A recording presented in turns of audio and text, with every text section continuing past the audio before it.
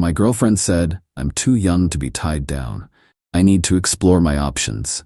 After 3 years together, I said, explore away.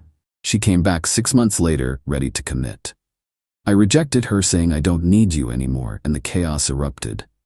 Original post, I 27 male, got the I need to find myself speech 3 weeks after putting a deposit on an apartment we were supposed to move into together.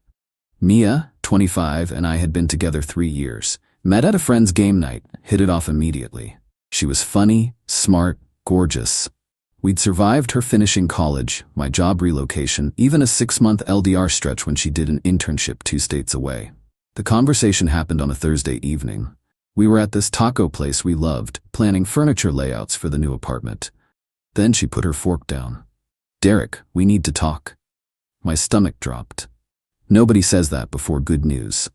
I've been thinking, she continued, twirling her hair nervously. I'm 25. I've only been with 3 guys including you. I feel like I'm missing out on experiences, you know? I'm too young to be tied down. I stared at her. Tied down? We're moving in together, not getting married tomorrow. But that's the path we're on, right? Move in, get engaged, married, kids. The whole thing. And I need to explore my options, see what else is out there. So you want to break up to date around? She nodded, reaching for my hand. I pulled it back. But we can stay friends. And who knows, maybe after I've had my fun, we can reconnect. You're definitely husband material, Derek. Just not yet. Husband material. Not yet, like I was a coach she wanted to put on layaway. Mia, I said slowly, if you leave to explore, we're done. Permanently. She laughed. Actually laughed. Don't be dramatic. People take breaks all the time. This isn't a break. You're ending a 3-year relationship to sleep around. That's not. I mean... She sighed. Look, I know you're upset, but you'll understand eventually. We're meant to be together. I just need to get this out of my system first. I stood up, threw cash on the table for my half. Explore away, Mia. Hope you find what you're looking for. Left her sitting there, mouth open. Went straight home, called the landlord about the deposit. Lost $500 since Mia hadn't signed anything yet, but worth it to not deal with breaking the lease later. Blocked her on everything that night. Not dramatically, just decisively. She wanted to explore? She could do it without me watching from the sidelines. Update 1. 2 months later. Lot of DMs asking for updates. Honestly thought that was the end of it. Nope. 2 months of radio silence, then the flying monkeys arrived. First was her best friend Tessa. Got a text from an unknown number. Hey Derek, it's Tessa, can we talk? Mia's really struggling. Deleted it. Then her sister Nora found me on LinkedIn. Hi Derek, hope work is going well. Random question, are you planning to be at Brent's birthday party? Mia mentioned you guys are taking some space, but she really misses you. Taking some space, like I'm on vacation. Didn't respond. Then came the accidental run-ins. Suddenly Mia's at my coffee shop, my grocery store, the bookstore I go to every Saturday. Each time acting surprised. Derek, oh wow, what are the odds? The third time I just said pretty high since you know my routine. She tried to look offended. I shop here too. Since when? You hate this store. You said their produce section smells weird. People change, she huffed. Exactly, I said, taking my cart to self-checkout. But here's what killed me.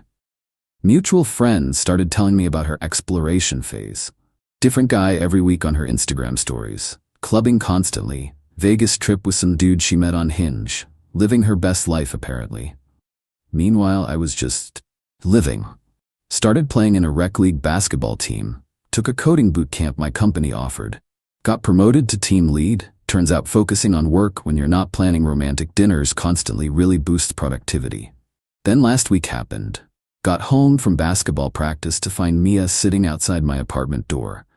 Not dressed for clubbing this time, wearing the old college hoodie of mine she'd kept. We need to talk, she said. No, we don't. I unlocked my door. She stood up. Please, Derek. 5 minutes. You had 3 years. You traded them for 6 months of exploration. How'd that work out? Tears started. I made a mistake, okay? I explored, I dated, I had my fun. And you know what I learned? That you're the one I want. I actually laughed. I'm the one you want now, after you've test-driven every other option. That's not fair, isn't it? You literally told me I was husband material you wanted to save for later. like I'd just be waiting on the shelf. I thought you would wait. We had 3 years together. Had, past tense. You ended it to go have fun, and now I'm ending the fun to be with you. The entitlement, the absolute entitlement. Mia, I'm seeing someone. That was a lie. I wasn't. But watching her face crumble was worth it. What? Who? For how long? Doesn't matter. What matters is I moved on. Like you wanted. I didn't want you to move on. I wanted you to be there when I came back. There it was. The truth. Go home, Mia. She didn't. She sat back down. I'll wait. You'll realize we're meant to be together. I called building security. Told them my ex was trespassing. They escorted her out while she yelled about true love and second chances. That should have been the end of it. It wasn't. Update 2. The escalation. The day after security removed her, the campaign started. First, she showed up at my job, told reception she was my girlfriend and needed to drop off my medication. Security called me down. She was holding a bag from the sandwich shop we used to go to. You forgot your lunch, babe. The security guard looked confused. I didn't even engage. She's my ex. Please remove her. Derek, don't be like this. We need to talk. Watch security walk her out while my coworkers tried not to stare. My manager pulled me aside after. Everything okay? Ex-girlfriend having trouble with the concept of ex. Won't happen again. It happened again. Different approach though. Flowers arrived at my office. Huge arrangement. The card, for my soulmate. Always yours, M. Threw them in the break room. Let the admins enjoy them. Then came the social media blitz. Since I'd blocked her everywhere, she created new accounts, commenting on posts from 2 years ago with inside jokes, tagging me in memories on Facebook through mutual friends' accounts. Posted this long letter on Instagram about losing the love of her life to pride. My favorite part, he says he's moved on, but I know he still loves me. True love doesn't just disappear. My buddy Trevor sent me screenshots. Bro, she's lost it. Just ignore it, I told him. Told everyone. Don't engage, don't respond, don't give her ammunition. But Mia wasn't done. She reached out to my mother. My mother. Mom called me confused. Honey, Mia just called crying about how you won't forgive her for some fight. What happened? Explain the whole story. Mom was quiet for a minute. So she dumped you to sleep around and expects you to take her back? Basically. Oh hell no. I liked that girl, but hell no. I'll handle this. Don't know what Mom said, but Mia's mom called me the next day screaming. How dare you turn your mother against my daughter? Mia made one mistake. One mistake. You're destroying her. Mrs. Patterson, your daughter made a choice. I've made mine. Please don't contact me again. You'll regret this. She was the best thing that ever happened to you. Then why did she leave? Silence. Then, you're a cold, heartless man. No, I'm a man who knows his worth. Goodbye. The calls kept coming. Different numbers, borrowed phones. Each voicemail more unhinged. I know you're home. I can see your light on. That blonde girl from your basketball team, is that her? Is that your new girlfriend? We're meant to be together. You know we are. I'll wait forever if I have to. Filed a police report for harassment. Officer basically said unless she threatened me physically, it was a civil matter. Suggested a restraining order. My lawyer buddy Anthony looked into it. You need more documentation. Keep recording everything. So I did. Every text, voicemail, unexpected visit. Built a file. Then last night, things went nuclear. I was on a date, first one since Mia actually. Girl named Harper from the coding boot camp. Smart, funny, didn't treat me like a backup plan. We were at this Italian place when Harper's face went pale. Derek, that woman at the bar keeps staring at us. Turned around. Mia, in the red dress I'd bought her for our 2nd anniversary. She raised her wine glass at me like a toast, then started walking over. Derek, what a coincidence. You need to leave. She looked at Harper. Oh, I'm Mia, Derek's girlfriend. Well, ex, but not for long. Smiled like a shark.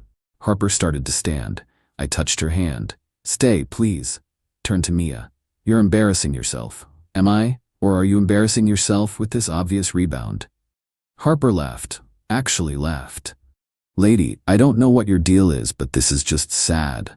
Mia's face twisted. Excuse me? You heard me. Whatever you had with Derek, you threw it away. Now you're stalking him at restaurants? That's not romantic. It's pathetic.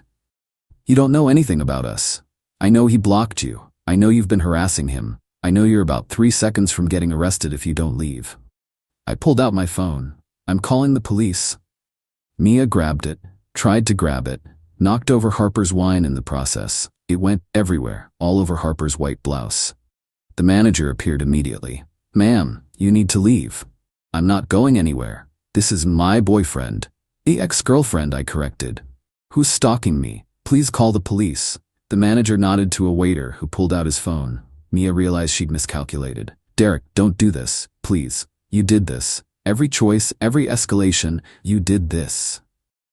Cops arrived 10 minutes later. Took statements from me, Harper, the manager, even other diners who saw everything. Mia tried to spin it as a misunderstanding, but Harper's wine-soaked shirt told a different story. They didn't arrest her, but they gave her a criminal trespass warning for the restaurant and strongly suggested she leave me alone. As they escorted her out, she yelled, "This isn't over, Derek. We're meant to be together." Harper was incredible about it. Even joked that she'd never had such an eventful first date. We grabbed pizza after, but the mood was pretty shot. She did kiss me goodnight though and said, "Call me when you get that restraining order." Filed for the emergency protective order this morning. Court date next week. Final update, the reckoning. Court day arrived. I showed up with Anthony and a folder thick with evidence. Mia showed up with her mom and what looked like a lawyer she found on a bus bench ad. She dressed like she was going to church, conservative dress, minimal makeup, hair in a bun. The transformation from party girl back to good girl was almost impressive. Judge reviewed the evidence, the texts, voicemails, witness statements from the restaurant, the police report, everything. Mia's lawyer tried to paint it as a misunderstanding between former lovers. "Your Honor, my client simply wants closure. She's been trying to apologize for ending the relationship hastily."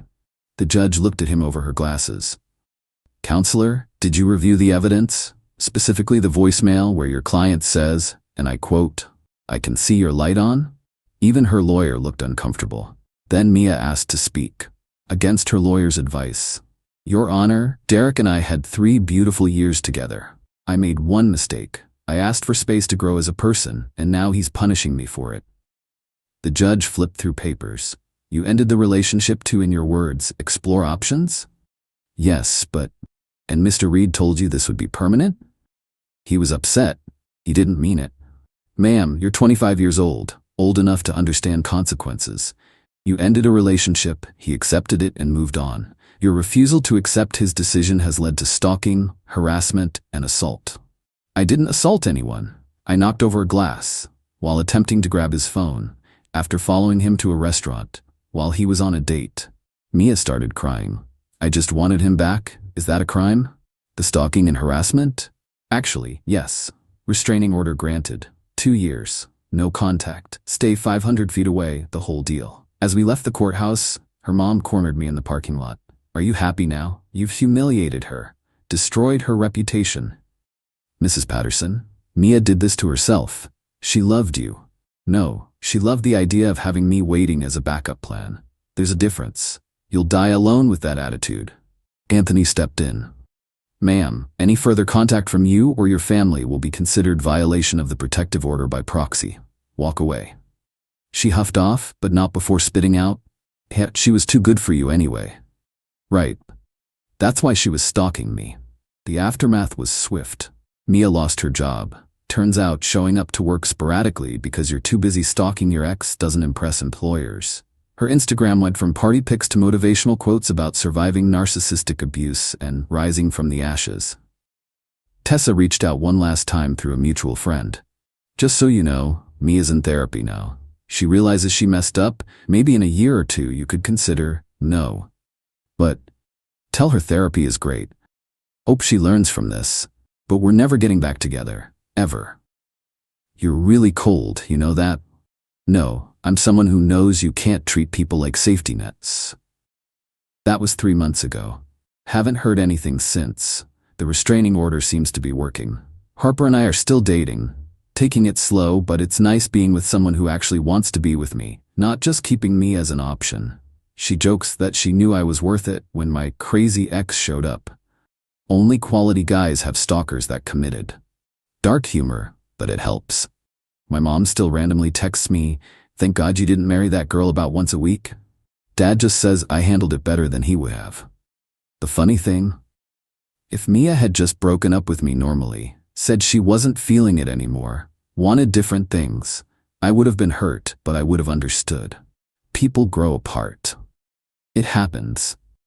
But the entitlement of thinking I'd wait around while she played the field, the assumption that I'd be grateful when she decided she was done, the absolute meltdown when I wouldn't follow her script, that told me everything I needed to know about who she really was. Looking back, there were signs. Little comments about how I was lucky to have her, how she'd chosen me over other guys, how I should be grateful she wasn't as high maintenance as her friends. She never saw me as a partner. I was an accessory, a safe, stable accessory she could put down and pick back up whenever convenient. Well, this accessory walked himself right out of her life. Best $500 deposit I ever lost. Probably saved me from a divorce that would have cost way more, financially and emotionally. To anyone reading this in a similar situation, you're not a backup plan. You're not someone's safety net. You're not required to wait around while they find themselves or explore or whatever they want to call it. When someone shows you how they value you, believe them. And value yourself enough to walk away, even when they stalk you afterward. Especially then, actually. Trust me, the restraining order paperwork is worth more than their promises ever were.